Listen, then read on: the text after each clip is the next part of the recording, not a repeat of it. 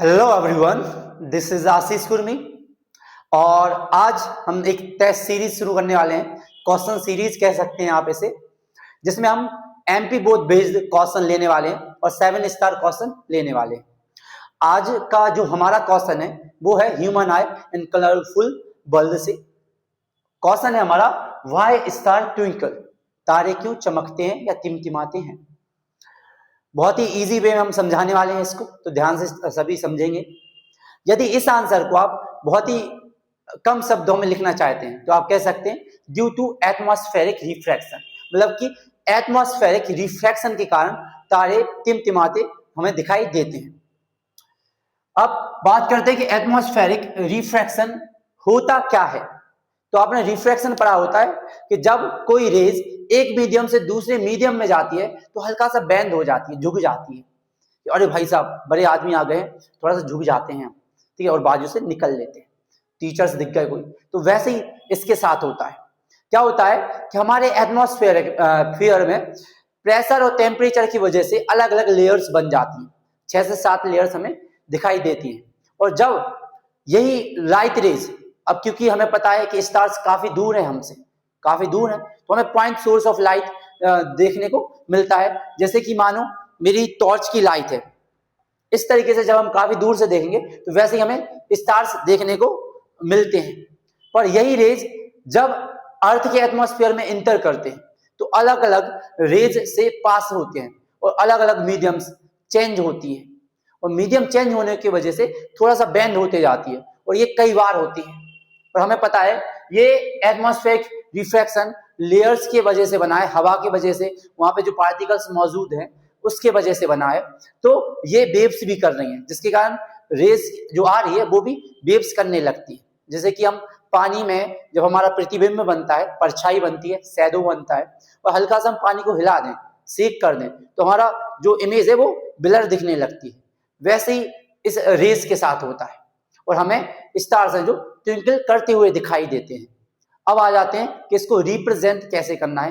यदि 2 नंबर में पूछते हैं या 3 नंबर में इस क्वेश्चन को लेते हैं, यदि 1 वर्ड में आए तो आपको सिंपल लिख देना है ड्यू टू एटमॉस्फेरिक रिफ्रैक्शन। यदि 1 मार्क्स में आता है यदि क्वेश्चन, यदि 2 या 3 मार्क्स में आता है तो इसको पॉइंट वाइज जैसे मैंने रिप्रेजेंट किया है सेम आपको वैसे ही रिप्रेजेंट करते जाना। जैसे कि वाई स्टार ट्विंकल, तो स्टार ट्विंकल पहला ड्यू टू एटमॉस्फेरिक रिफ्रैक्शन, ये बहुत ही महत्वपूर्ण पॉइंट है, इसको तो आपको लिखना ही, डेफिनेटली लिखना ही है। ये इस आंसर की जान है, आप इसको कह सकते हो। क्या है ये? आंसर की जान है।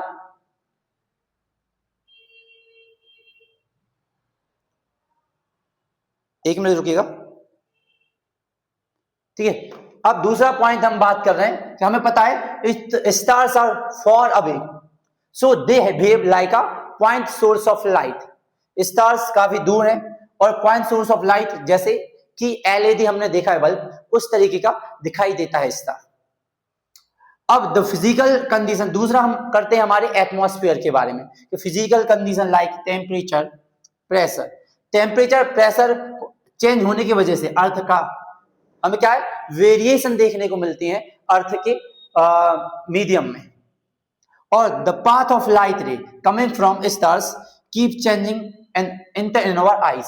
और जब यही रेज अर्थ के एटमॉस्फेयर में आती हैं तो हमें चेंजेस देखने को मिलते हैं। मतलब कि लाइट, सपोज करो ये स्टार है और ये हमारी अर्थ हो गई, तो जब अर्थ में ये लाइट इंटर करती है तो हल्का सा बेंड होते जाती है। क्या होते जाती है? हल्का सा बेंड होते जाती है और कहीं जाके हमारी आंखों तक पहुंचती है और हमें लगता है ट्विंकल ट्विंकल लिटिल स्टार।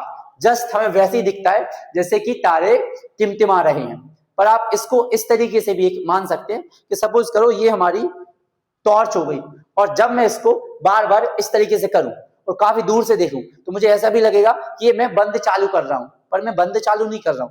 इसके बीच में कुछ वेरिएशन आ जाते हैं, ठीक है, कुछ स्टॉपर्स आ जाते हैं जो लाइट को वहां से ना जाने की वजह से कहते हैं भाई साहब बाजू में हो जाए, बाजू से चले जाए आप, तो बाजू से लाइट चली जाती है, मतलब बेंड हो जाती है।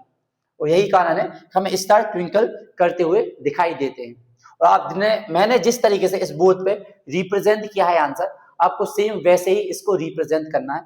एक बार इसको पॉज करके पूरे तरीके से आप देख लें और आई होप कि आपको याद भी हो गया होगा। तो एक बार नहीं, 2 बार नहीं, 3 बार इसको दोहराएं, एक बार लिख के देख लें, डेफिनेटली आपको ये याद हो जाएगा।